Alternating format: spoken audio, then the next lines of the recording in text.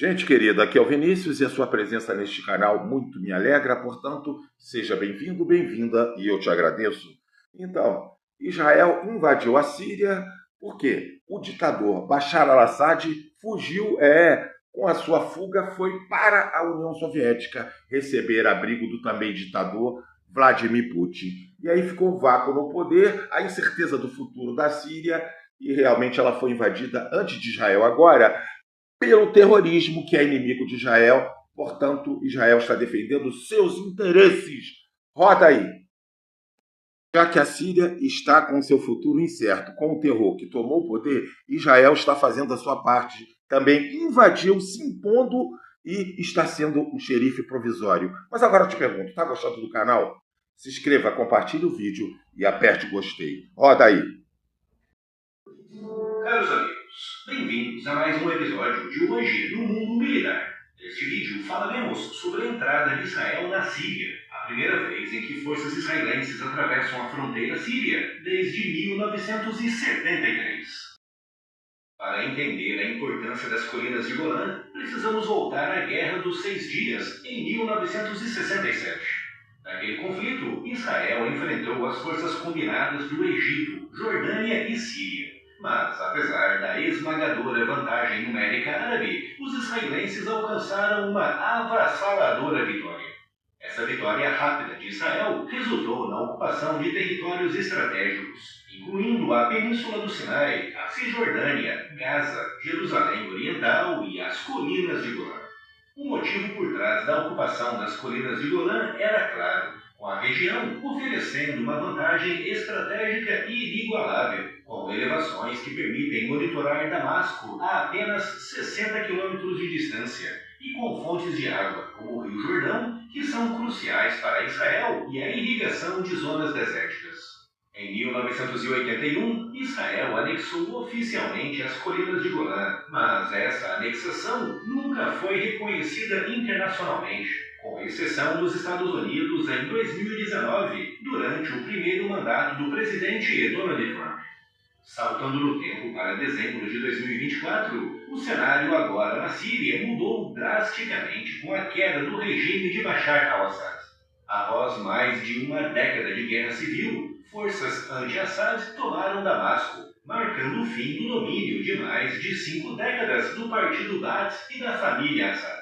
A desintegração do regime abriu um vácuo de poder que Israel vê como uma ameaça e, simultaneamente, uma oportunidade, o que levou os israelenses a entrarem novamente na zona tampão desmilitarizada das Colinas de Golã, a primeira vez que isso acontece desde 1973. O primeiro-ministro Benjamin Netanyahu declarou que a incursão é uma posição defensiva temporária para evitar que grupos hostis, incluindo Hezbollah e milícias apoiadas pelo Irã, se estabeleçam próximos à fronteira israelense. Desde o início da Guerra Civil Síria, em 2011, Israel manteve uma postura de vigilância constante na região, com a sua principal preocupação tendo sido sempre a presença de atores hostis, como Hezbollah e o Irã, que poderiam usar a instabilidade síria para expandir a sua influência militar e geopolítica na região das colinas. E agora, com a queda do regime de Bashar al-Assad, o vácuo de poder abriu espaço para que grupos rebeldes e extremistas possam se reorganizar, com alguns desses grupos mantendo vínculos com potências regionais adversárias de Israel, como é o caso do Irã.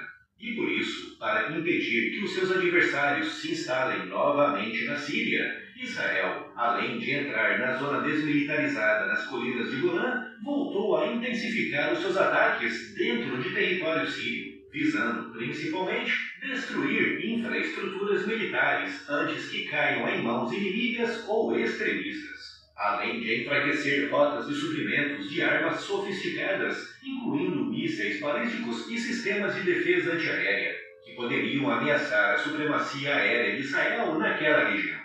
Entre os alvos atacados por Israel na Síria estão depósitos de armas, baterias de mísseis de fabricação russa e até mesmo reservas de armas químicas que não foram destruídas após acordos internacionais. O colapso do regime sírio oferece uma oportunidade rara para Israel consolidar o seu controle na região. Desde a Guerra dos 6 Dias, os israelenses mantiveram uma posição ambígua nas colinas de Golã, equilibrando a sua ocupação com argumentos de segurança. Mas agora, com a ausência de uma liderança central em Damasco, o momento permite a Israel ampliar a sua presença no terreno, inclusive na zona desmilitarizada, originalmente supervisionada pela ONU. Israel também poderá fortalecer a sua posição estratégica na região sem enfrentar uma resposta militar direta de um governo sírio fragmentado e enfraquecido.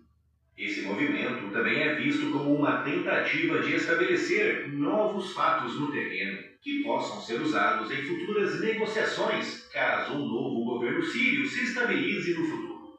A figura de Benjamin Netanyahu está sendo, mais uma vez, central nesse contexto. Enfrentando desafios políticos internos, incluindo protestos contra o seu governo e questões relacionadas ao judiciário israelense, os seus críticos alegam que ele pode estar buscando desviar a atenção do público com uma demonstração de força no exterior. Historicamente, líderes israelenses, incluindo Netanyahu, utilizaram crises externas para consolidar apoio interno em momentos de fragilidade política. Mas é inegável que o momento atual na Síria, extremamente delicado e carregado de incertezas, é um argumento mais do que justificável para Israel reforçar ainda mais a sua defesa em uma região de fronteira historicamente tão volátil. Os ataques israelenses recentes no interior da Síria também podem ser entendidos como uma parte de uma estratégia mais ampla de enfraquecimento do chamado Arco Xiita, uma ampla rede de alianças entre Síria, Irã e Hezbollah. Desde 2011, Israel tem agido para impedir a consolidação de corredores logísticos que conectem Teherã ao Mediterrâneo através da Síria. E agora, com a queda de Assad, foi oferecido a Israel uma oportunidade crítica para interferir ainda mais nesse processo. Com a fragmentação do território sírio e a incerteza sobre quem assumirá o poder, a eliminação de estruturas militares e logísticas serve para dificultar qualquer tentativa futura de restabelecimento do controle iraniano na região.